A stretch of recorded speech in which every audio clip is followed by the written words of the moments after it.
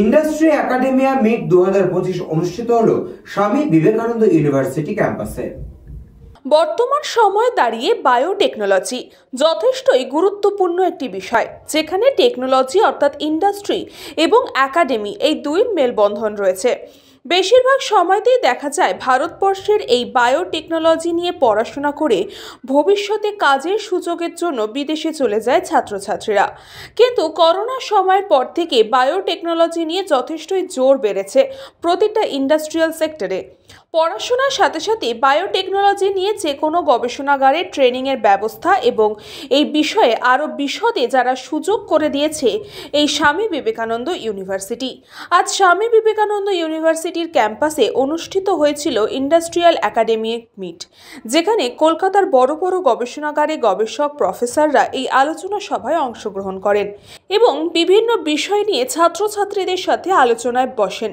এই বিশেষ আলোচনা সভা নিয়ে বলতে গিয়ে বোস ইনস্টিটিউটের ফর্মার ডিরেক্টর প্রফেসর উদয় বন্দ্যোপাধ্যায় এবং Indian association for the cultivation of science professor Ayan Dutta বলেন, এটা খুবই গুরুত্বপূর্ণ, কারণ আমাদের এই ইউনিভার্সিটিতে যে সমস্ত জ্ঞান এরা তৈরি করে সেইগুলো সমাজের যাতে বিভিন্ন ব্যাধি সারাতে, সমাজের বিভিন্ন দিক থেকে উপকারে আসে, তার জন্য যদি ইন্ডাস্ট্রির লোকেরা এসে মিলেমিশে থাকে তাহলে সেই নলেজগুলো কনজিউমড হয়ে গিয়ে একটা টেকনোলজি হবে।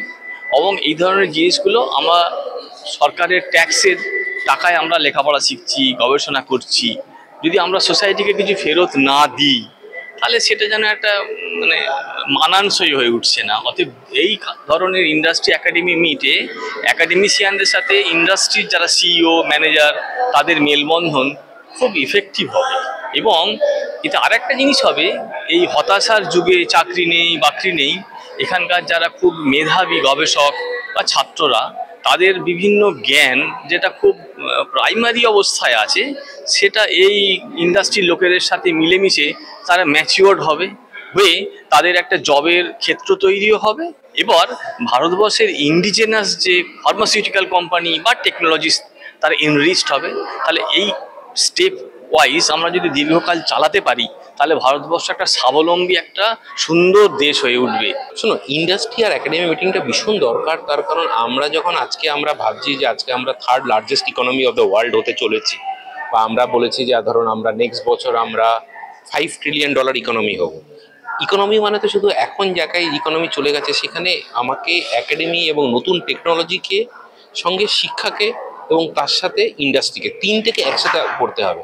আজকে যে ছেলেমেয়েরা যে জিনিসগুলো পড়ছে সেগুলো যেন ইমিডিয়েটলি তার অ্যাপ্লিকেশন থাকে। আমরা এমন কিছু একটা জিনিস পড়ালাম যেটা ভবিষ্যতে কোনো অ্যাপ্লিকেশন নেই, তাহলে সেটাতে কোনো জিডিপিতে কন্ট্রিবিউশন থাকবে না। এই জন্য আজকে যেটা ইন্ডাস্ট্রি একাডেমি মিট হচ্ছে স্বামী বিবেকানন্দ বিশ্ববিদ্যালয়, সেটা এই জন্য ইম্পর্টেন্ট যে নতুন যে ধরনের নতুন ওষুধ বা নতুন টেকনোলজি সেগুলোতে নতুন কোম্পানি সেগুলোকে খোলা, এবং সেইগুলোর জন্য আমাদের বাংলার যে ছেলে মেয়েদের তাদেরকে ট্রেন করা। যে আজকে বাংলার ছেলে মেয়েদের দূরে দূরে গুজরাটে চলে যেতে হচ্ছে চাকরি করার জন্য। একটা ছেলে বিএসসির ছেলে, মা বাবার একমাত্র ছেলে একমাত্র মেয়ে, তারা কোথায় গুজরাটে চলে যায় চাকরি করতে। আমরা কেন এইখানে ইন্ডাস্ট্রি খুলতে পারছি না? এইখানে ইন্ডাস্ট্রি খুলে এইখানকার ছেলে মেয়েদের আমাদের এইখানে চাকরি দিতে হবে, তাহলে সে না বাংলার গ্রোথটা হবে। নাহলে কি হবে? তাহলে যেটা হবে বাংলার ছেলেমেয়েরা ওয়ার্ক ফোর্স হিসেবে অন্য রাজ্যের জন্য কাজ করবে। অন্যদিকে ছাত্রছাত্রীরা যথেষ্টই উৎসাহিত এই ধরনের সেমিনারে অংশগ্রহণ করতে পেরে। থিওরি পড়ার পাশাপাশি প্র্যাকটিক্যাল এই আলোচনা সভা তাদের এগিয়ে যেতে অনেকটাই সাহায্য করবে এমনই মনে করছেন তারা।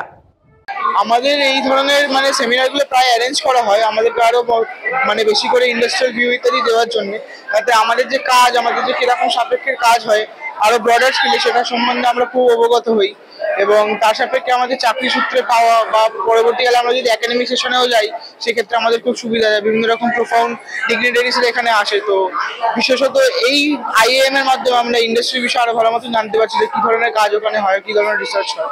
তো সেটাই আমাদের একটা অনেক বড় প্রাপ্তি। শুধু পড়াশোনা নয়, পড়াশোনার পাশাপাশি তাদের এই জ্ঞানকে কিভাবে বর্তমান ইন্ডাস্ট্রিতে কাজে লাগাবে সেই কারণেই এই আলোচনা সভার আয়োজন করা হয়েছে। 2 দিন ব্যাপী এই আলোচনা চলবে বলেও জানান স্বামী বিবেকানন্দ ইউনিভার্সিটির ভাইস চ্যান্সেলর।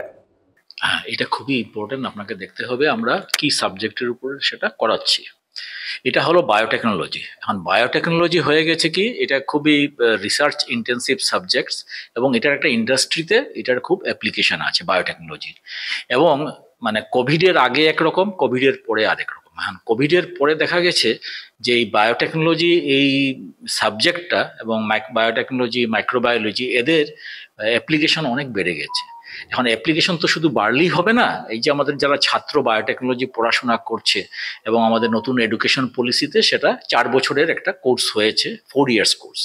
এখন এই যে স্টুডেন্ট যারা এই শিক্ষায় শিক্ষিত হচ্ছে বায়োটেকনোলজি মাইক্রোবায়োলজি, ওদের যেটা দরকার একটা এমপ্লয়মেন্ট দরকার, এবং ওদের মানে শিক্ষাটা কিরকম শিক্ষা হবে যাতে একটা প্র্যাকটিক্যাল অ্যাপ্লিকেশন থাকে।